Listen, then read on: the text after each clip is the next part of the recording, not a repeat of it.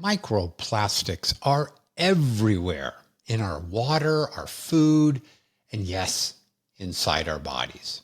A 2024 study found that patients who had microplastics in their brain arteries had a four-fold higher risk of heart attack, stroke, or death.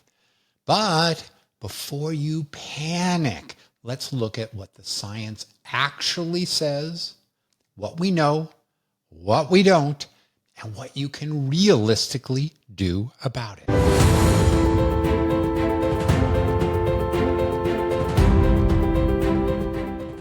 Welcome, my dear listeners, to episode 57.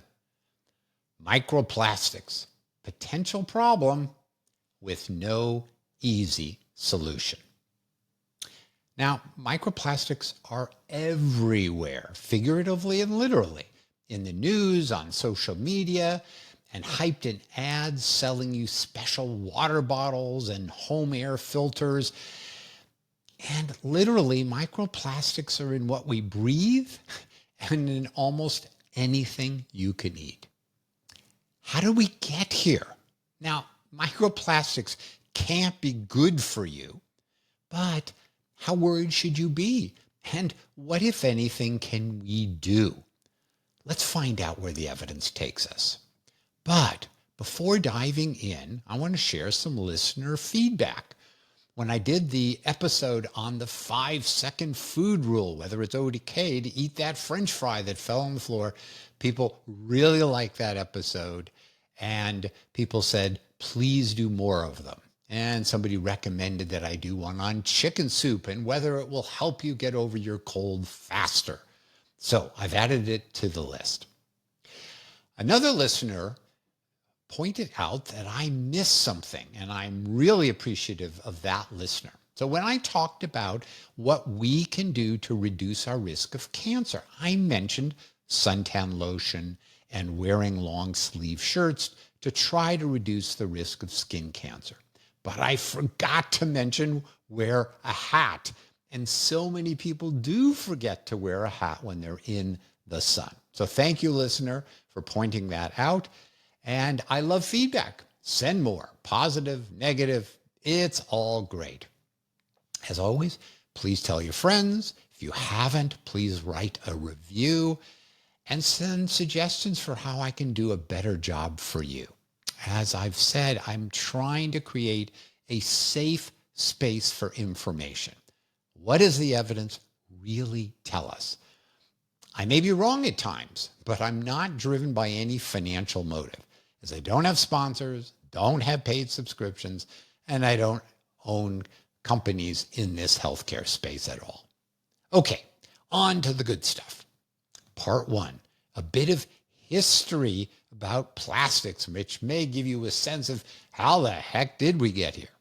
So plastics originated in about 1907 with the creation of the first synthetic polymer, and it was called Bakelite. Over the ensuing decades, they started to make various items from this new plastic. But in World War II, that really ramped up, and many different aspects of military had plastics. The one you might think of is parachutes. They have nylon, which helps them. And why? Because it was lightweight, it was strong, and it could be mass produced. Well, in the 1950s, there was an explosion in manufacturing of plastics and their use. So in 1950s, there was about 2 million tons of plastic produced each year. Now we make about 500 million tons a year, and it's expected to increase by 70% over the next decade and a half. And here's a big number. There are 500 billion plastic bottles sold each year, and many of those do end up in the ocean. So why plastics? Well, they're cheap, they're light, they're durable, they're disposable, and compared to wood, glass, or metal, obviously, which are much heavier, more expensive, and generally not as disposable. We sleep on pillows filled with plastic. We use plastic toothbrushes.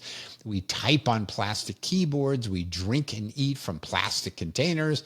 And we drive on tires made of plastic. It's in our disposable cups.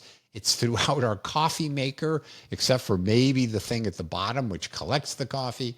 It's in our straws. It's in our house pipes.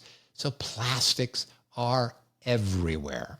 And to give you a punchline, it's kind of realistically unavoidable to remove them all from our lives. Okay, part 2. What are microplastics? And, frankly, how common are they? So there are different definitions, but microplastics are very small plastic particles, and they range from about 5 millimeters or a quarter of an inch or so down to 1 nanometer, which is a really, really, really tiny size. Now, microplastics fall in 2 categories. One are called primary microplastics. This is where you create very small plastics for a very special purpose. So microbeads of plastic previously were in cosmetics, or we might find them in plastic glitter, or we might use them in various manufacturing processes. So here we're creating them in a very, very small size. The other, and probably the more common one, are secondary microplastics, and that's formed when we break down bigger plastics like bottles or tires that begin to wear away, or it even comes off our clothing, as we'll talk about. Now, plastics are everywhere, but microplastics, the breakdown of many of these plastics, are really everywhere. They've been found in the Antarctic tundra. They've been found in tropical coral reefs. They're in our air. They're in our food. They're in our beverages. And sadly, they're in most all of our tissues in the body. There was a 2018 study where they looked at 259 bottles of water from 11 brands from around the world. And what they found is, of the 259 bottles, guess what? Only 17 of them had no microplastics. And the amount of microplastics in each of those bottles range from like 325 to 10,000. Okay, but it gets worse, because there was a study not long ago that used a new technique to find even tinier microplastic particles down at the nanometer level. And what did they find?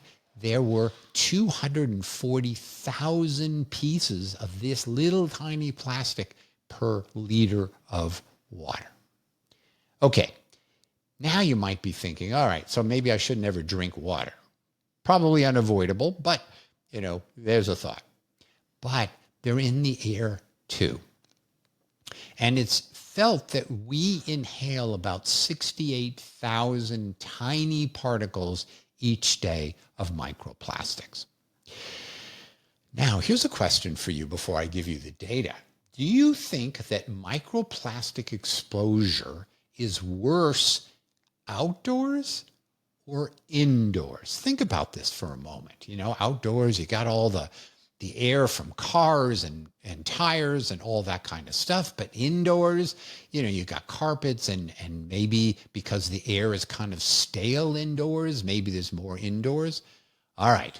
Well, it turns out that the air outside has far fewer microplastics than indoors. Outdoors, maybe there's 1 particle per cubic meter.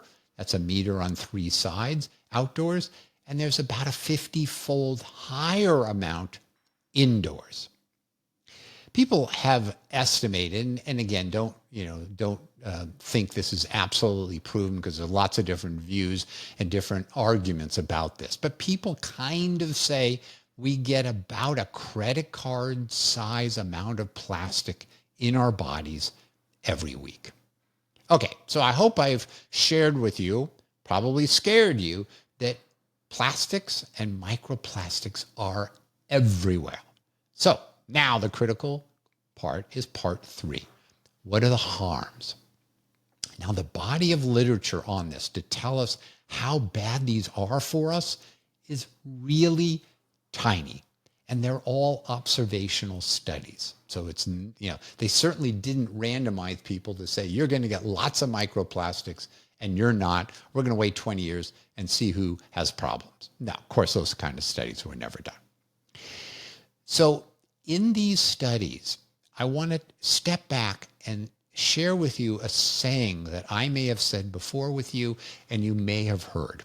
And that is, the absence of evidence about harm is not the same as the evidence of absence of harm. Now, I know it's a little hard to grab that, so let me sort of break that down a little bit. Okay, so the absence of evidence means we don't have studies that really, really nail down the issue of harms. So that's the absence of evidence.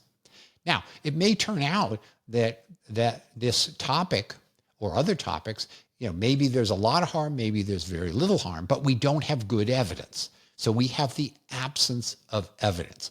Now, that's not the same as evidence of absence, meaning we have really good studies and they show us that there really aren't harms. So why am I explaining this? So if you don't have good studies, people might say, well, there's never been a study showing bad harm from microplastics. Again, you need to say to them, the absence of good evidence is not the same as the evidence of absence. So at the end of all this, there's going to be a lot of we're not sure. So to give you an example of how really there's just not a lot of good studies out there, or any studies out there was a systematic review a year ago. And in that, they found 28 animal studies. And you know how I feel about animal studies. But there were only 3 human observational studies. And the studies with people had like 40 people, 80 people. They weren't very big. So we really are lacking in a lot of information about this. But in the studies that have been done, they find microplastics in every part of our bodies, in our brain, in our blood, in our reproductive organs, in our GI tract, and even in the placenta. And people have talked about microplastics might affect our reproductive abilities. It might reduce sperm quality. Again, there's lots of theories, but not a lot of really definitive evidence in people. There are a couple of areas where we're starting to get some evidence, and it's pointing in a bit of a worrisome direction. First, the lungs. They've done studies where they take biopsies of lungs and they lavage the lungs, meaning they put fluid in our lungs, they suck it out, and they look at it under the microscope. But what they found is the microplastics go deep, deep, deep into the lung, likely in all the different nooks and crannies of your lung. And it's felt, now this is mostly done in vitro, meaning in the lab, not in people, that these little particles in the lung cause inflammation. And that will be a recurring theme, that these particles might cause inflammation. Now, another aspect of kind of having it in our air, maybe in our lungs, comes from some interesting studies that they measured the amount of microplastics in the ocean. And they did it from various coastal communities. And it turned out that some of those coastal communities, the ocean had very little microplastics. And in other communities, again, ocean communities, the ocean had a lot more microplastics. So what did they find? They found that when those coastal cities had lots of microplastics in the ocean right there, there was a 10 to 20% higher risk of diabetes, heart disease, and stroke. Again, this is association. It may not tell us exactly what the answer is. Maybe in this places where microplastics were higher, people didn't exercise, they ate poorly, or any of a number of things. But it's suggestive that being exposed to that in those communities was problematic. Okay, now we're going to move to a different topic, and that's the brain. And here we're starting to get some data that worries me. I care about my brain. You probably care about your brain. We want to help our brain. So there was a really interesting study where they looked at autopsy findings. They looked to see, were there microplastics in the brain on autopsy? And as you might anticipate, there's no way for us to know other than autopsies. You're not just going to take a bunch of folks and say, I'm going to drill a hole in your head. I'm going to take a biopsy and we'll see how much plastic is there. So they did this study where they looked at autopsies, and they looked at them in 2016 and then in 2024. And they asked the question, are we finding more microplastics 8 years later? Meaning, on the people who died, were they somehow having a larger burden, meaning that this problem is growing? What did they find? About a 50% increase in the amount of plastic in the brain between 2016 and 2024. That's not a good direction. We would like it to be going down, not up. When people have sort of guesstimated, well, how much plastic is in the brain? People say, well, maybe it's about a teaspoon size amount of microplastics in the brain. Okay, now we're going to get to the humdinger. This is the worrisome study. This is the one that keeps me up at night. Again, not a huge study, but they took 250 people who had a carotid endarterectomy. That's a surgery that goes into the blood vessels that enter your brain, that feed your brain, when they have plaque, when they have narrowing, and they scrape off the plaque so that there's more blood flow to the brain, and for certain people, it can reduce the risk of stroke. Okay, what did they find? They found that 150 of the 250 people had microplastics in the vessels that were feeding the brain. Okay, so roughly 2/3 or so had microplastics in those parts of the vessels that they scraped off to make it the opening better. Then they followed people for 3 years after surgery. Now, here is what gets fascinating and worrisome. When you compared the patients who had the endarterectomy, but there was no microplastics in the plaque, versus the people that did have microplastics, the people with microplastics had a over 4-fold increased risk of a heart attack, a stroke, or death. So what that means was, not only did the plaque that had microplastics that was feeding the brain cause brain concerns, it also caused heart concerns. Now, is that because there was inflammation that went to the heart? Does it reflect that, well, if they had, microplastics in their brain arteries, they probably had it in their heart arteries? We don't know. Again, this is not a randomized trial, but it's very worrisome that the only difference between these patients that we know of that had the carotid procedure was whether they did or didn't have plastics there. And again, a huge increased risk of bad things. Okay, now, where are we now? We're at part 4. We've talked about what plastics are. We've talked about how common they are. And we've talked about the data that suggests they're harmful. Okay, now, what can we do? The solution section to this episode. Well, there are some solutions. The problem is none of them are very easy, and probably none of them are really going to work. So sorry about that, but here is what we know. There's really 2 ways to come at this. One is, what could public policy, what could governments around the world do to help this problem? And so there have been discussions around, well, let's limit the production of plastics. Let's eliminate single-use plastics like gloves or fast food containers or grocery bags or water bottles. And if we eliminate that, then they won't go into the ocean, they won't break up, they won't end up in our food. Or you could ban certain products like those microbeads in cosmetics. Or you could ask manufacturers to make sure that they can recycle things so that they might not have quite such a burden of microplastics on the environment. Or you could require that tires in cars be made a bit differently so that they didn't shed as much microplastics. Well, a few years ago, they brought together 175 countries to sign an agreement that would really bring into place many of the things I just talked about.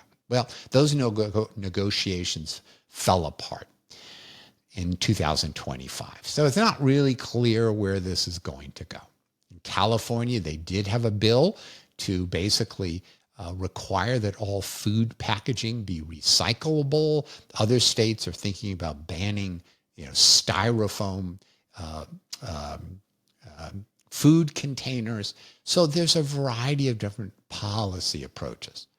Here's an interesting and perhaps unexpected data point. Many people say to save our environment, we need to drive electric vehicles. Well, it turns out electric vehicles, of course, have tires. Regular vehicles have tires. Electric vehicles, because they have all these batteries, are much heavier. And so they wear out tires more rapidly than a conventional gas car. What does that mean? There's more microplastics coming off the tires of an electric vehicle than a gas-powered one. So again, no simple solutions. All right. So what are the personal approaches that you might take? So maybe, government isn't about to step in. And I do ask the question, if we got rid of the single-use stuff, we're not saying we're going to do away with tires. We're not going to say we're going to do away with all plastics. So it's not clear to me, even if they pass that, what percentage of microplastics would be reduced? And would that reduction, whether it's 10%, 30%, whatever it is, would that really make a difference? So what can you do personally at home? Well, you can avoid bottled water, or at least water that comes in plastic. Cutting boards are actually a big source of microplastics. Every time you cut a carrot on a plastic cutting board, it causes microplastics into the air. Avoid microwaving plastic containers. Try to store food in glass containers. Here's one. Use loose tea, because tea bags actually are made from plastics. And when they're dunked in the hot water, it releases microplastics. Bring your mug to work so you don't have to use disposable things. Perhaps considering a home filter, like a HEPA air filter. Vacuum regularly to try to get stuff up and out. And wear clothes that are 100% natural, cotton or wool, because all the synthetics or the synthetic cotton wool blends have obviously microplastics that will shed from them. But again, I come back to this issue of, even if you avoided all of these, you're going to go outdoors, you're going to get in your car, you're going to be breathing a lot of microplastics, and you're going to end up with food and water that has microplastics. So I'm not sure you can really get rid of a substantial percentage. All right, let's wrap up.